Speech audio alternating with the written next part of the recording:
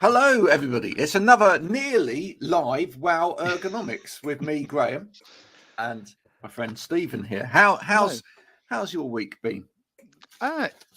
It's very quiet in the house. There's no children here. They've all gone. They've gone back to school, which is, there's lots of parents in the air in delight around the country as we speak, aren't there? So I'm one of said parents. So yes, well, oldest one's gone back. He's in his last year at school, but youngest one started senior school yesterday. So he's day 2 into senior school. So. That's fantastic. For anybody that hasn't seen Wow Ergonomics before, it's called Wow Ergonomics. It's not just about ergonomics, but we will talk a little bit about ergonomics as part of the show. We make no excuse for that whatsoever. If you want to catch up on previous episodes of Wow Ergonomics or really dive deeper into the whole conversation on it, you can go to wowergonomics.com. You can find a whole plethora of content there which people have enjoyed in the past and you can now enjoy for yourself as well.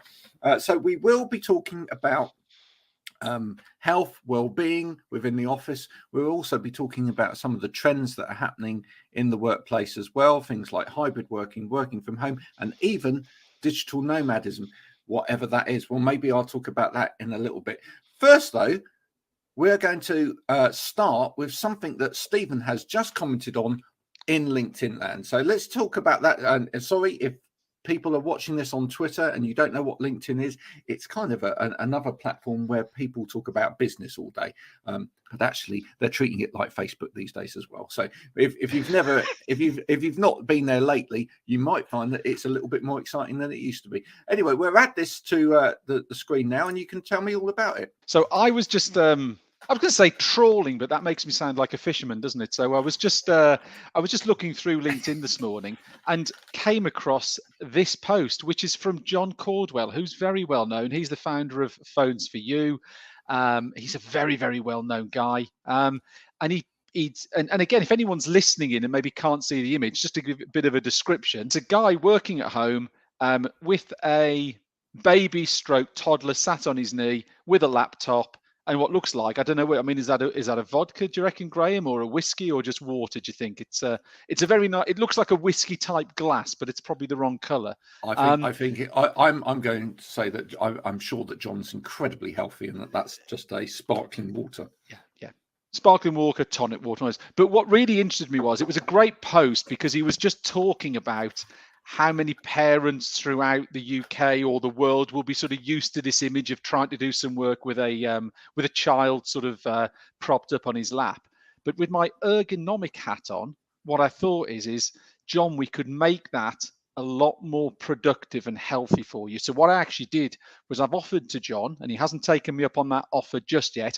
I said, John, can I send you, free of charge, of course, some Backer Elcows and accessories to make your workstation even more productive and more healthy? So I'm waiting to hear back from him, but I thought it was a really great image. Brilliant what he was, the angle he was coming from, which was talking about people sort of combining work with childcare. But I thought, how can we make people work in childcare even more productive? So okay, so let's go through that then briefly, and let's talk about some of the things that we could put in there that would actually really help him. So for a start, he's working directly onto the laptop. Yes. And so I looking at his eye line. Mm-hmm. Either he wears varifocals, yes, right, and therefore with the bit that the lens that looks at the screen down below, so that actually he can look straight on, but he's glinting down. Yes. Or he has a screen behind that laptop, so he's actually looking at that, and he's just using the laptop keyboard. Yes, but let's assume that he's utilizing that laptop and he may be looking at that screen on the laptop from time to time as well. What's the starting point there?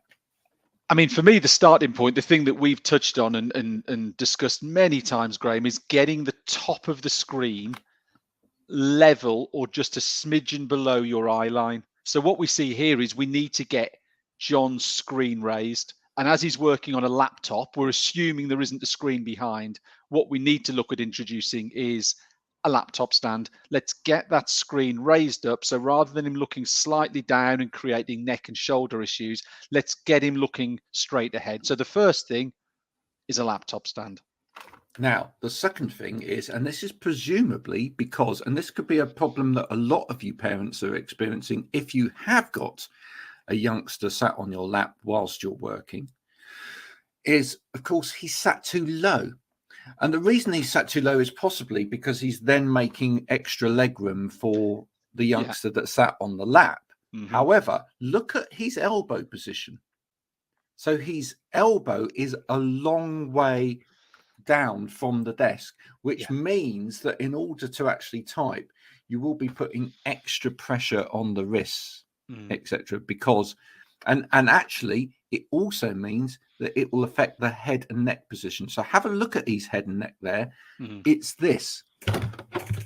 Yeah. You know, and you know, that's not particularly good either. So getting your chair high enough so that actually your arms are pretty much at right angles to the desk to stop over hunching of the head or neck or over flexing of the wrist. That's important as well. So simple one for you there, John. Just raise your chair up. But that you can't do that with a baby in tow. So one of the other things, Backer Alkison don't actually do one of these at the moment, but I know other companies are available who do. One of the other things would be a little proper chair for the baby to sit in next to the desk. Absolutely. That would be a perfect thing to have in there, so that maybe you can still actually communicate with baby and carry on working as well. I've seen as well, there are now things, I passed one in a shop the other day as well, that actually like rock the baby all over the place. A bit like some kind of, you know, NASA instruction machine. But it, you know, maybe something like that could be good. Now, the other thing is, maybe it would be useful if we could get baby to go to sleep. Right? So that one could carry on with the work without that. Now, light affects sleep, doesn't it? So maybe one of the problems here in this space is that the light is too bright all of the time, and actually it's not fitting in with the natural rhythm of the body. So you see where I'm going with this? I can see exactly where you're going there, Graham. So how could we help with that? Well, funny you should mention that, Graham. I think you may well be talking to our recently launched product, which is Energy by Light, which is our new desk light, where the light changes throughout the day to mimic the natural sunlight that you should be experiencing. And what that actually helps to do is it helps to release natural hormones in the body and actually gives you an energy boost. So you're right, it could actually be that working in artificial light could be there, therefore keeping the young child, toddler, baby awake. If we'd got something mimicking the natural light, maybe they'd be asleep and they'd let you crack on with your work undisturbed. So there we go. We've sorted this whole situation out for you, John. Absolutely. All I'm waiting for, John, is Graham, is for John to get back in touch. We will absolutely get him some lovely kit to get him working in a nice position. And if and when we hear from him, I'll keep you updated. And hopefully, if John does get in touch, we can get a bit of a before and after couple of images together. We can see this is what it was before, and look what we've done. Look how we've sort of changed your workstation with just a few little tweaks and a couple of little accessories here and there. In fact, John, if you then want to come on the show and talk to us, that would be great. And that goes for you at home too. I've taken that out the stream now, so you don't need to share that anymore. Thanks, Stephen. I'll stop sharing. So there you go. If you're at home and you've got a situation like that going on, maybe you've got a child at home that you're working with, maybe you haven't. Maybe there's another distraction. Maybe it's a dog. Maybe you're just trying to work at a kitchen table. Maybe you're trying to work at sort of one of those bedroom units where you do your makeup and everything else. I can't really remember the name of them because I don't have one. But if, however it is you're working, if you've got a bit of an ergonomic disaster at home, get in touch with us. Not only might you be given some great advice in order to sort it all out. But if you're picked and your picture or your little video gets onto the show, you will win some ergonomic accessories from back at Outkaisen, which will be winged over to you via the magic of the delivery man. And then we can sort your workstation out, and then you can come back and tell us all about how much better it is afterwards. So there you go. That is the power of Wow Ergonomics. If you want to bring a little bit of ergonomics into your home, let's do that. I also need to tell everybody today that later on in the show, we'll be having our first little new segment for this show now from Jodie Greer, who's our resident accessibility and inclusion specialist. And she will be coming on to talk to us about a particular aspect of accessibility or inclusion. Now, I happen to know that today she's going to be talking around the subject of workplace assessments and what is the difference between a workplace assessment which is inclusive and one that isn't. So we're going to hear from Jodie now. Yeah. Here's the little segment, and then we're going to discuss that afterwards as well. So here we go. Workplace assessments aren't just a one-stop shop. It's so important that when people are finding challenges in the workplace, that they have that additional support. And for a lot of people, that will be a one-on-one assessment. Depending on their personal needs, it will also need to be somebody who understands those needs and can give them the correct guidance, can give them the best solutions for them, the best assistive technology, the best furniture solutions, the best technology solutions. So always consider an individual's need before assigning an assessor to work with them. Right. Having heard from Jodie, Stephen.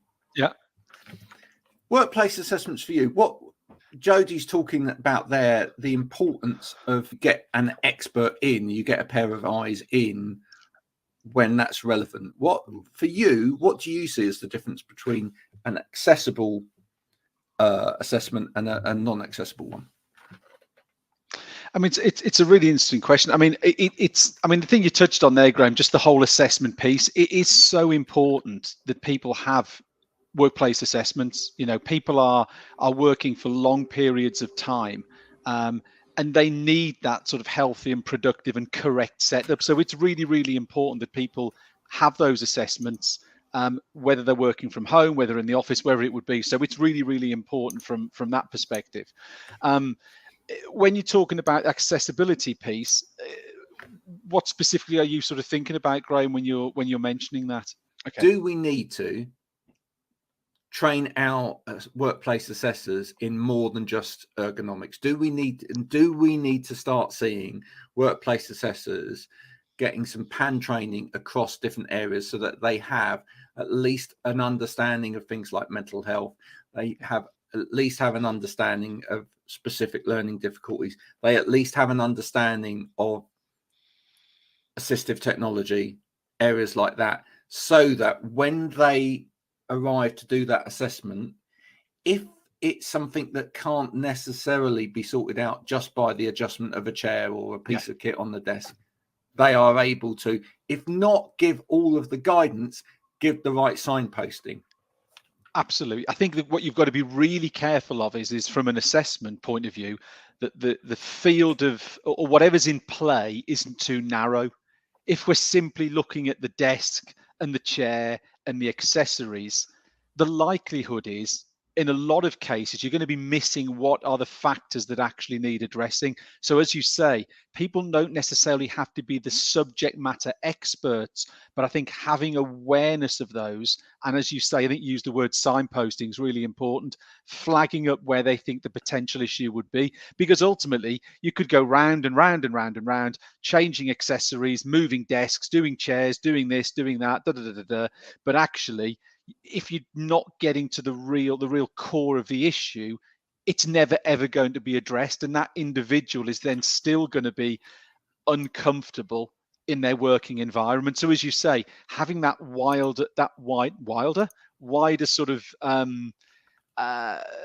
outlook is really important, and it could well be a case of bringing in somebody else who really is a subject matter, as you say, in mental health or whatever the issue may be, and bringing them and getting them involved. But yeah, keeping that wide perspective is really, really important at the assessment stage. Absolutely. Now, you and I, it's just made me think. You and I were actually tagged into another post on LinkedIn today. Oh, were we? Well, yeah. I think you've responded as well. But let me just bring this one up as well, because I'd like to bring this up to discuss this one. Now, Graham, isn't this really interesting? Me and you, or you and I, were discussing yesterday how we felt LinkedIn was still on holiday. Yet actually, within the space of me making that comment to you, LinkedIn is providing us with absolutely tons of subject matter for the show. Absolutely. And here's another one. So this was tagged in by Louisa, who's been on the show before. Thanks, Louisa, for doing that. Thanks, Louisa. And this is from Anne Reed. And this just proves our point, really. So she's invested in a new ergonomic mouse, and yet it hurts. So let me break this down for a start. Okay.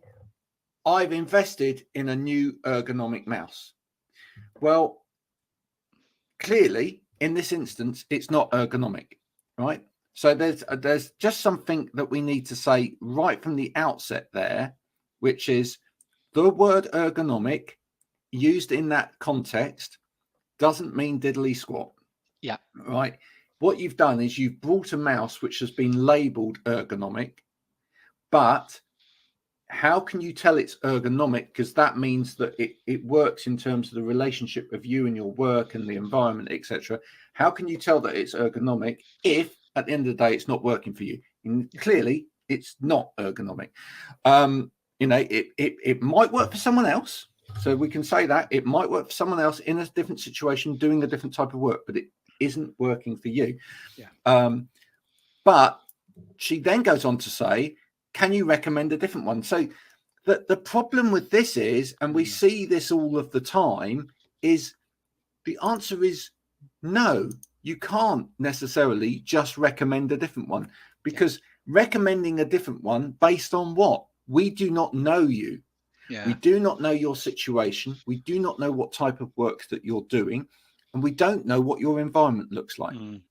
So this is a really good example, and this is where people, if we can get this message across to people, job done, really.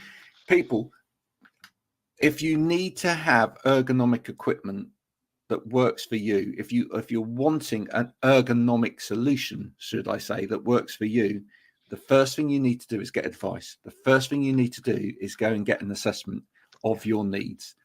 Talk to an expert who will work out what it is that you're doing and what you're doing wrong, and then can advise you on what you need to put that right. Yeah. Because otherwise it's like second guessing. It's like me turning up at a car showroom and saying, I need a car. And the guy at the car showroom, this is what it's like. The guy at the car showroom going, that's great. 4 wheels? Yes. 4 wheels. Right. And then they sell me a 4-wheel saloon. And I go, no, I needed one that, was higher up. Yeah. Or no, I didn't need one that was that big. And I wanted one that ran on that, not this. But Graham, I wonder if the decision that Anne's made to purchase this product has been on the base of, like you said, the use of the word ergonomic. How many things are we just seeing badged? Whatever it is, let's stick ergonomic in front of it, and it must be good, and it is going to address the problems. I tell you what will be interesting. I know we're talking in potentially 2 or 3 weeks about having of Guy Osmond coming on to join us for Wow towards the end of September. And I remember when I first met Guy, this was one of his real bugbears is people just simply slapping the word ergonomic in front of ergonomic mouse, ergonomic keyboard, ergonomic whatever it would be. Unless it works for you, the word ergonomic isn't the sort of the magic resolution, is it? It's, I guess, like just sticking ergonomic in front of chair. And Absolutely. right on cue. And right on cue to deal with that. So, hi, Andy. Andy. Just introduce yourself. This is Andy, everybody, from Ergo Chair. Hello, I'm Andy from Ergo Chair. Yeah, so you are. So just briefly, I'm the business development manager at Ergo Chair, but it's really nice. It's a very varied role. So I get involved with our accounts, with assessments, looking after our ISO systems, the marketing side. So every day is really good. I mean, I've been picking up some tools today, which is always dangerous, I think, but luckily it was only for myself. So don't worry. Well, I think now that the guests have arrived, I can offer everyone a mythic gem. So there you go, Stephen first over there. There you go. Thank you. Yeah, and Andy down the bottom there. Can you chuck one to me? Yeah, I'll chuck one to you. Okay. There we go. Lovely. I hope you don't mind orange. Nice colour. Andy, we were just talking about the word ergonomic. That we've both been tagged this morning, Stephen and I, on LinkedIn, a post by somebody. She bought a ergonomic mouse. So it must be good. and now she's in pain. Yeah. So the starting point of that was I said, well, clearly it's this term ergonomic. It isn't ergonomic for you because it's put you in pain rather than that. But also it proves the point, and I know you'd love to talk on this, but it proves the point that actually people just buying product but without actually having an assessment of their needs by someone that actually knows what they're talking about is a nightmare. And this is the biggest nightmare within the industry as well, because someone just sees the term, thinks that's going to be the solution. And so what Anne was asking in the post, understandably, is what can I replace this with? Just tell me what I replace this with. But that doesn't solve the problem. No, the term is just flooded everywhere. You put ergonomic chair. Well, brilliant. That's what does it do? Why is it? So that's where it's really nice from our side, because the assessment process that goes hand in hand with it, even though we don't supply the peripherals, that's where people like Stephen come in. It's still sort of the study of the working environment. So the chair is of course a very important element, but there is, and this is what I think a lot of people do it very well. It's the study of the entire workplace. But there's, as a marketing employee, putting the term ergonomic in front of anything is so used. And it's, before I came into the industry, I wasn't very clued up at all on it. Okay, the last couple of years, I think more people, clients are. But still, if you see something as ergonomic, well, brilliant. Oh, okay, that must be fantastic for me. But they haven't done the study of that product for you. That's where we hope that we come in quite well, because we're studying the person to give them a solution that's going to be perfect for them. I guess one of the issues is Joe Bloggs is probably sitting there going, but hang on a minute then. What everybody talks about ergonomics. Everybody says that ergonomics is the route to the solution, etc. So what are you guys saying?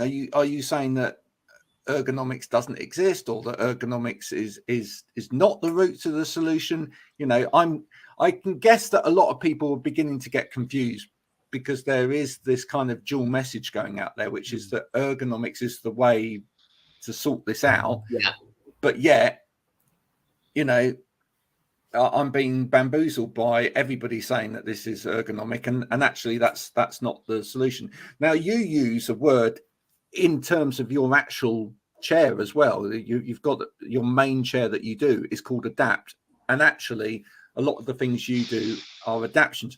I have to say I really love that as a term, because in a way I think that actually hits the nail on the head better than the term ergonomics in a lot of ways, because what you're talking about is adapting what might be a more standard piece of fare in order to make it fit. Yeah, that's it. I mean, we always say, you know, well, a client is the most important person. You know, they're going to tell us what makes them comfortable, what doesn't make them comfortable, and really, we don't have a chair in mind when we look at someone. Okay, you know, sort of probably roughly based on their physical dimensions. You know, are they going to be in an Adapt 700 if they're potentially requiring a larger chair? But what we always look at is, hey, we'll take the measurements down, and then actually that will then prescribe a chair that is for them. And you know, the big thing we've got as well is the adaptations. It's, you know, essentially we can do and work with, you know, our dealers to get to solutions that clients actually, particularly if they've had, you know, if they've got a disability, any ailment, probably never thought they could have something like this in the workplace. Really nice, you know, when obviously we don't really ever speak to clients because we've got our great dealers that will go and do it for us. But yeah, when we can sort of sometimes help with the complex ones, it's such an unbelievable feeling when actually someone is shocked that there's a solution out there that can be made to them, rather than saying to someone, hey, here's a chair, sit in it. Let's talk to you in a second about some of those adjustments, because some of the adjustments you do are absolutely amazing. I think just let's hark back to what Jodie was talking about earlier, which is this inclusive assessment process as opposed to a non-inclusive assessment process. For me, when companies are doing the assessment as well, some people are going to say, yeah, but I'm doing, or some companies are going to be saying, well, we do an assessment process within our business. But actually, depending on how that assessment process is done, the outcome cannot be inclusive. So when I say that, what I mean by that is if you take a spreadsheet solution or a paper-based solution or even a software-based solution, and all it says on there is, you know, are your feet touching the floor? Yes, no. You know, do you need a footrest? Yes. Right? That can never, ever be inclusive.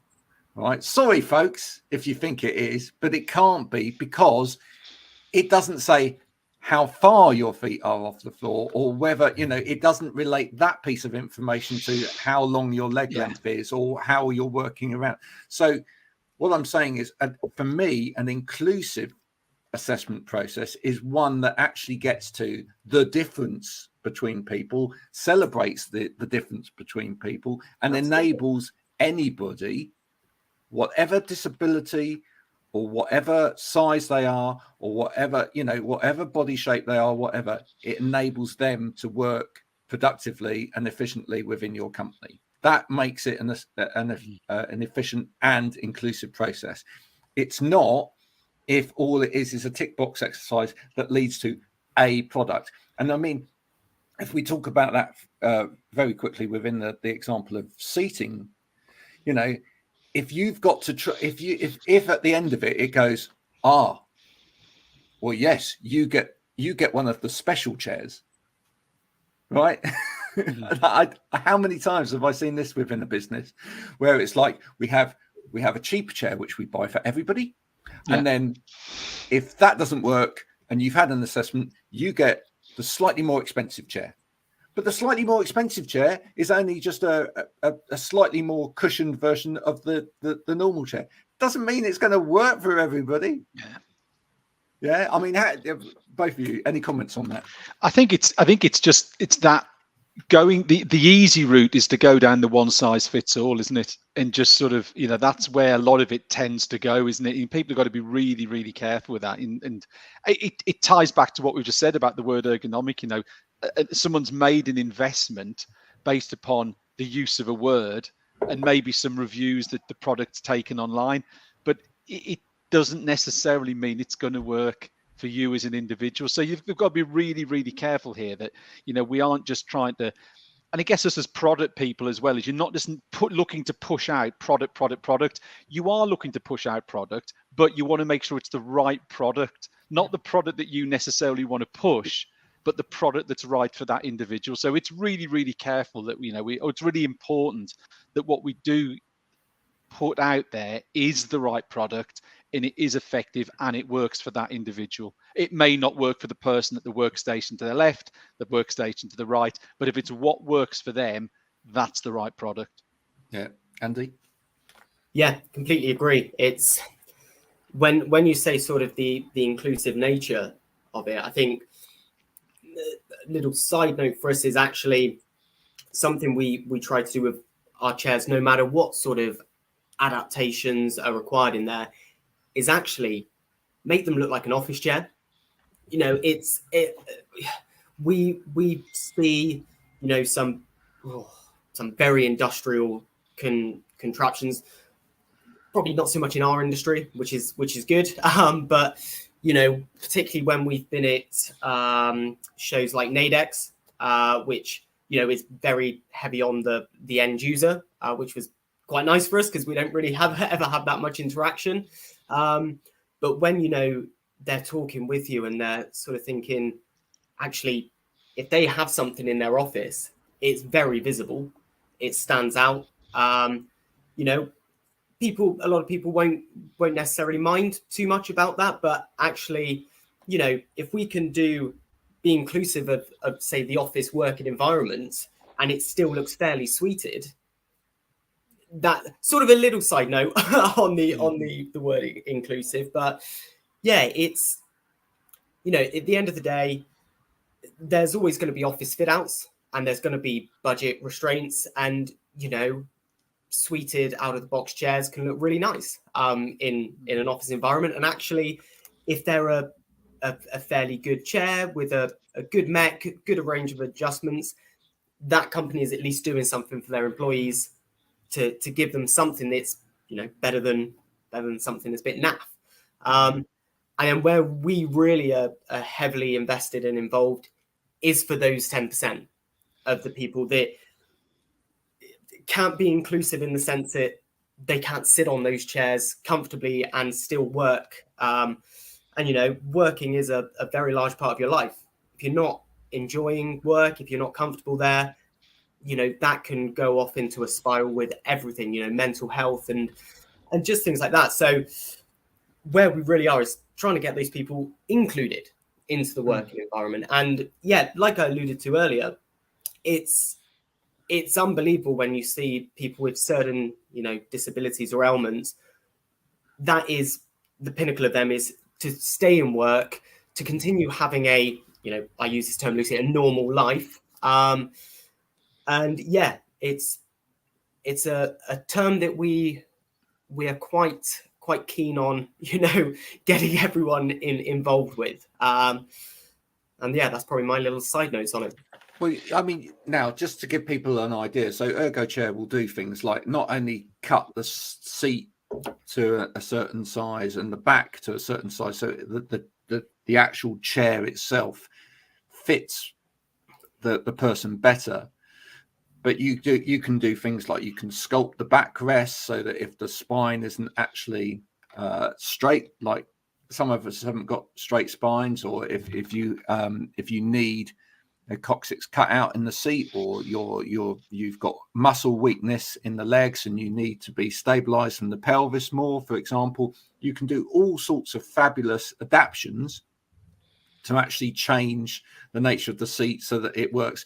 Even things like your armrest, you've got different types of arms. You could have one down for transitioning. You've got movement locks in the chair so that, if someone's transitioning from a wheelchair, they can actually make the chair stop so that they can get in and out of it properly.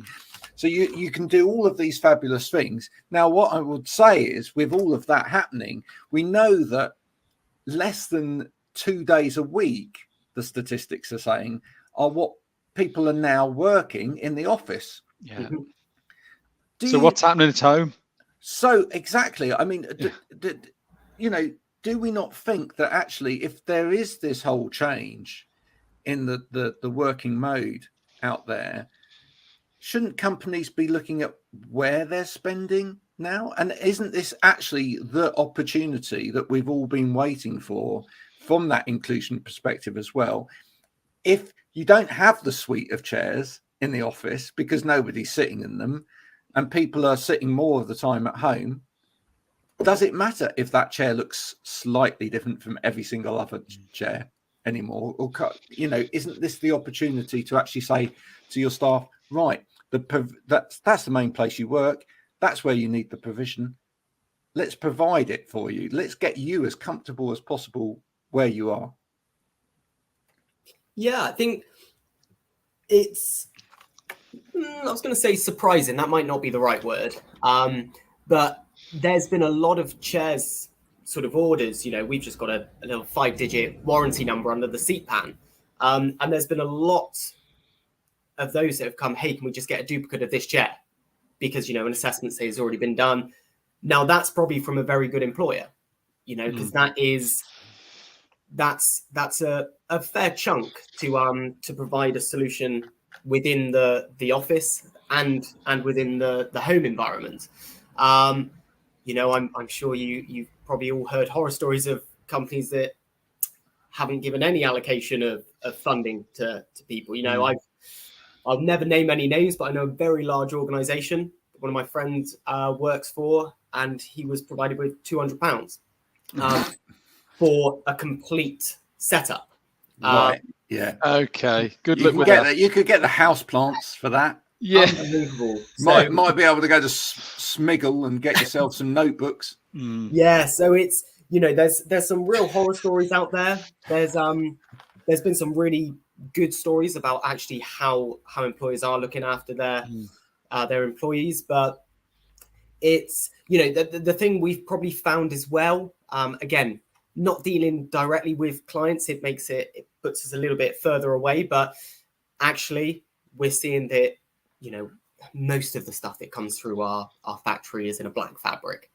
I think that's probably the same for most other manufacturers. Actually, when we go down there now, there are different colors, which is quite nice to see.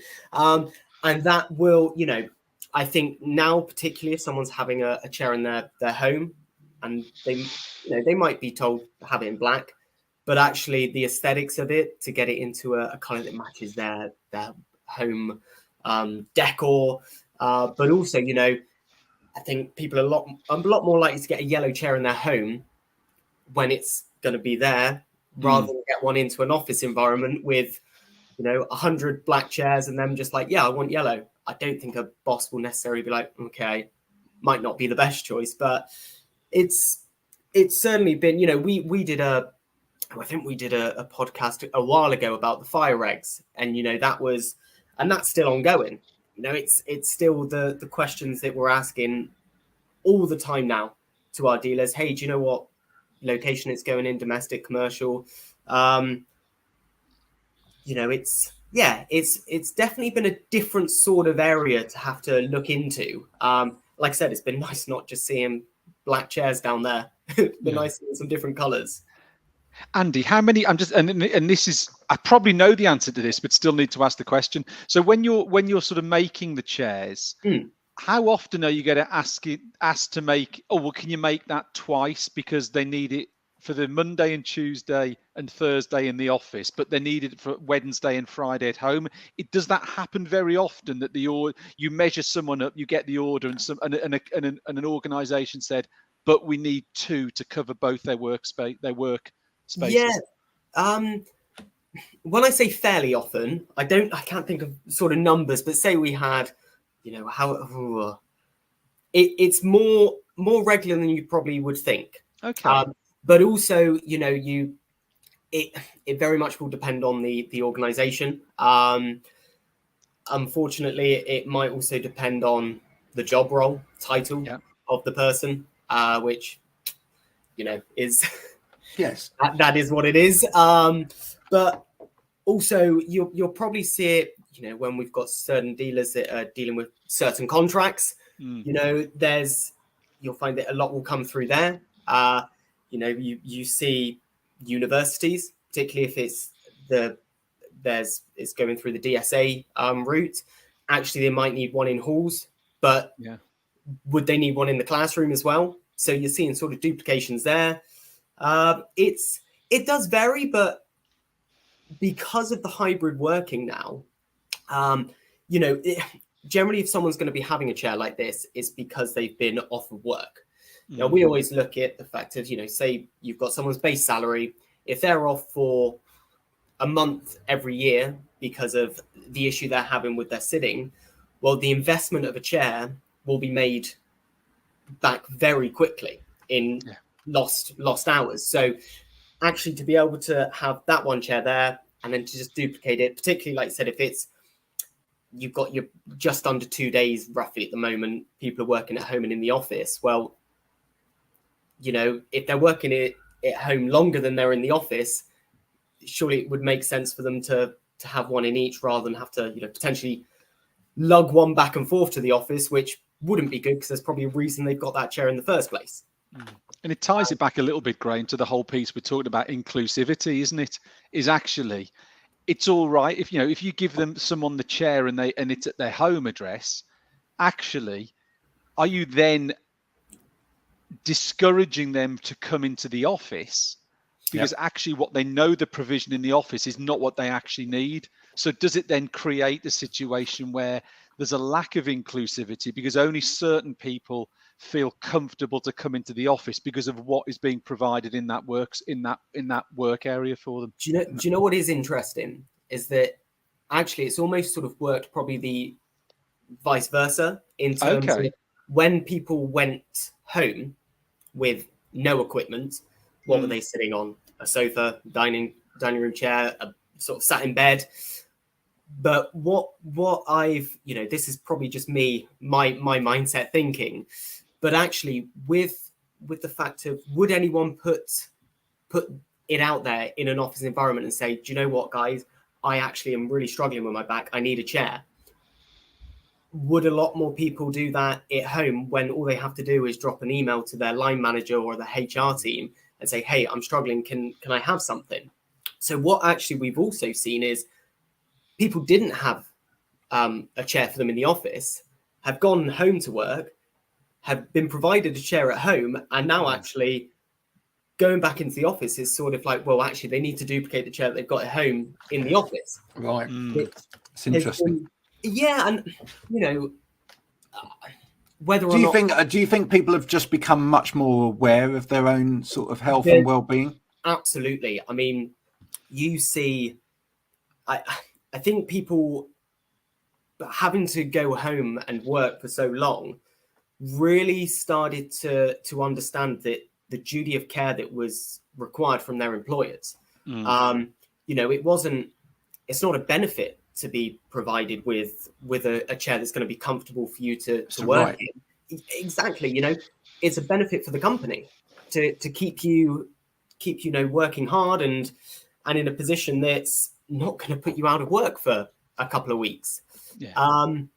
So it's, I think, you know, I say it, you know, the last couple of years, it's been awful, but actually it's probably made our whole industry a little bit more inclusive to the wider public, in terms of people now really see the benefits of having, you know, the correct chair, the correct work set up, simple things about having your monitor raised rather than sort of looking down at a laptop like this and hunched over all day long. And whether people just put that on, you know, hardback books, or if there was an allocation for them to be able to get, you know, a riser or a laptop stand, something like that. So, yeah, I think it's not been a good time, but in terms of people's mindsets and understanding of sort of our industry, I think people are more clued up to what they're not required to have, but what they should be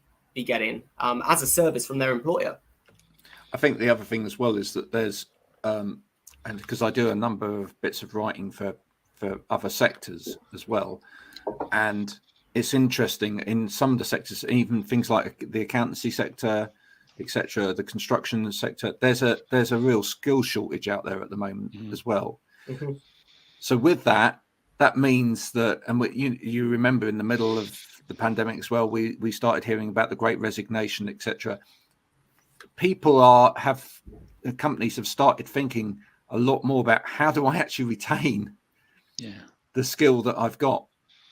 How do I, so prior to the pandemic, I remember, I name no names, but companies actually putting chairs in taxis to take taxis home when people were working from home. The ridiculous thing about that is actually if you thought about the cost element of that, probably that taxi doing that twice a week to somebody's house or whatever, within a very short period of time, you could have just bought another chair. And the amount of times as well that I actually had experiences in writing, in reports from employees where they said, and the chair arrives and the chair's too heavy for the taxi driver to bring up the stairs to me. So it gets left down the bottom of the stairs until next week when they pick it up again. So it's not even getting used, etc. I mean, I think just been a much bigger awareness of the importance of maintaining the health and well-being of somebody that's working for you, to keep them productive, to keep them happy, and that, even as I was saying to someone yesterday that I had a conversation with, dare I say it, employee happiness is becoming a currency now, which it's never been before. It's actually not just making someone productive, etc., but actually being concerned that your employee is happy within the business, and that actually they're going to say good things about your business and promote your brand as a business because they're a happy worker there. That is becoming more and more relevant. As someone that works on social media, I see that all the time. The companies that are exponentially growing out there, the young companies that are exponentially growing, are ones where their employees are all over social media going, I love working for this business. It's brilliant. We're changing the world. And you only get people doing that if you look after them. It's fundamental. More than ever before, I think your people are your ambassadors for your business. And this could just be a sort of perception thing, but I don't have seemed to notice in the last 2 or 3 months a real spike in the number of people who are, I'm starting a new position at, that sort of LinkedIn sort of message that comes up. It maybe it was always there and I didn't pick up on it, or maybe people are more actively promoting the fact that they have changed jobs. And I've really noticed that over the last 2 or 3 months. Now, I'm sure there's something seasonal in it, and maybe people do tend to change jobs on the 1st of September after the summer break and all that. But it just feels like there's a lot more people promoting the fact they're changing who they're working for and talking about already the positive things about the new organization they're going to. And the one thing they never, ever talk about is money. Right? I mean, sure, that may be at the basis of it that, I'm getting paid a bit extra here or whatever. It might be, but the things that they actually talk about is, and this company is fantastic in terms of looking after me. And then they talk about the positive things that company are doing, not just for them as a person, but within the world as well. And that, as I say, outwardly looking companies that are really invested in the health and well-being of their staff, their teams, but also, the global health and the well-being of the world. They're the ones that are getting the traction because people want to shout about that, So it's just it's an important paradigm shift that's happened here, which is that actually, people are more aware, companies are more aware that they need to actually make the proper provision. What does it cost? I mean, I'd love to get a recruiter actually on here one week, Stephen, to talk about this, because what is the actual cost these days of having to start again, get another person into the business? You know, when you compare that with actually just making sure that people are the person that you've got, that talent that you've had, you've invested all of that time and effort and money and whatever into, that you know that they're happy and that they can do their job comfortably. But goodness, it must far outweigh any kind of cost of trying to start again. I mean, it's just that's just daft as far as I'm concerned. Yeah. No, but if you think about it, though, it isn't just the cost of paying the recruitment agent or whatever. How many months training does it take to get that new individual to the level of the previous individual? And who is spending that time doing that training? Is that someone in your organization who isn't able to do their day job?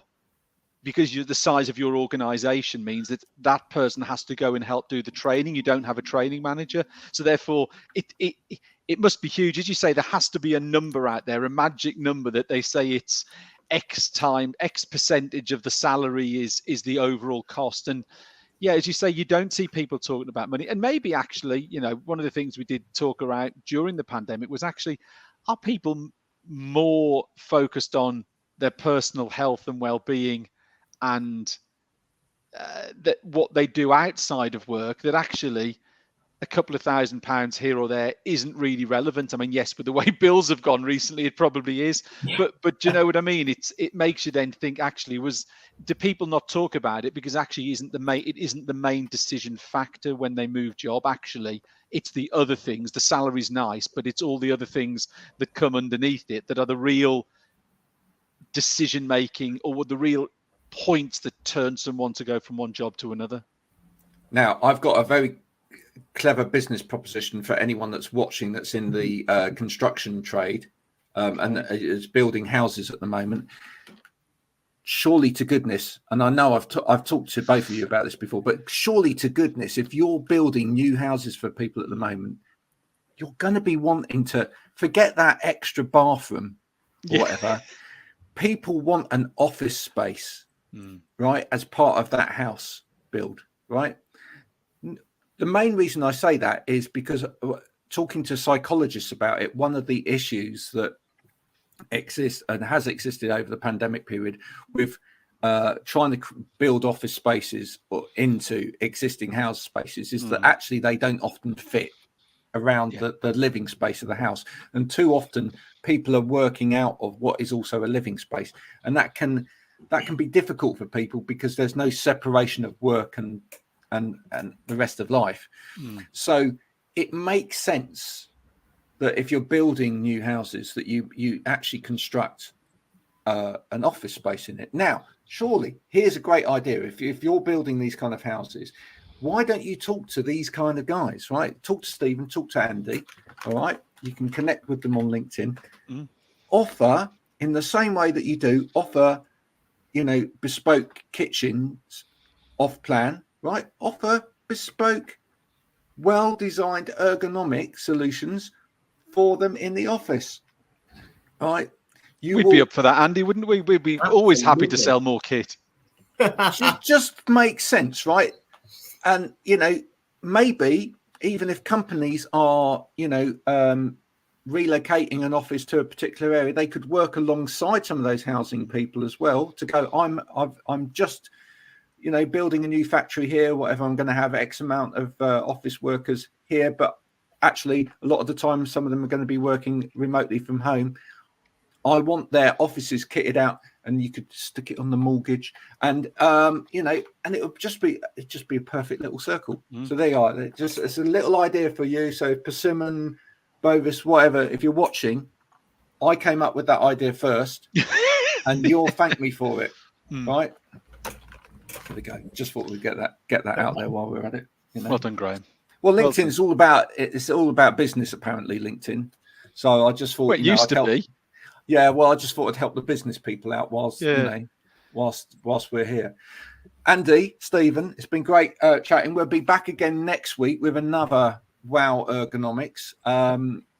Andy won't be here. Stephen will be. I will be. We will again have Jodie with her little bit of inclusion and accessibility advice. Who knows? We might even have some little clips next week from the Wow Ergonomic stuff that we've been filming, the reactive stuff that we've been filming as well. We might put a little snippet of that in as well, just to make you laugh for 5 minutes as well. If you haven't seen any of that, Andy, which was your favourite episode? Was it about the Phronos? Have you seen that one yet? Yeah, that was crazy. Unbelievable, right? Yeah, I think when we were talking the other day, and it was the fact it's come from Logitech, you know, that immediately sort of pushes it up even further. You know, it's sort of like, oh God, they must, because they would have done a lot of research before obviously doing any R&D and developing that. So there must be a place for it. I mean, you know, gamers on Twitch or wherever they're streaming, you know, they get paid a lot. But yeah, if you can afford, what was it, 10,000? Yeah. If you can afford a 10,000 gaming setup, then yeah, good on you. Well done. And are you actually doing any work? That's the question. Yeah. I'm sure. I mean, look, if you were a YouTuber and you were streaming your YouTube stuff all day, right? I think our friend Asmund could do with a Logitech, right? You know. Yeah. Could he fit it in though? Could he fit it in that room? He'd have to burn a space in the house, right? Or maybe just burn the house and start again. Asmund, talk to Logitech. There's your sponsorship opportunity. Get someone to get Lawrence Llewellyn, because I think he's back on the TV now. To come, gut your house out, do it all up all night, and put a Logitech Phronos in there. That'd be perfect for you. And you never know, you may well still get that deal with Sennheiser. You remember he was banging on about the headsets, and we said there's no way they're going to want to be associated. I think Logitech do headsets, so I think it'd be fine. Do connect with Stephen and Andy on LinkedIn if you want to know anything about ergonomic accessories or chairs with adaptions that can really help your staff. Especially those that have got a disability or have got a particular medical condition that need that little bit extra adjustment. Andy's the person to talk to. Until next week, bye for now.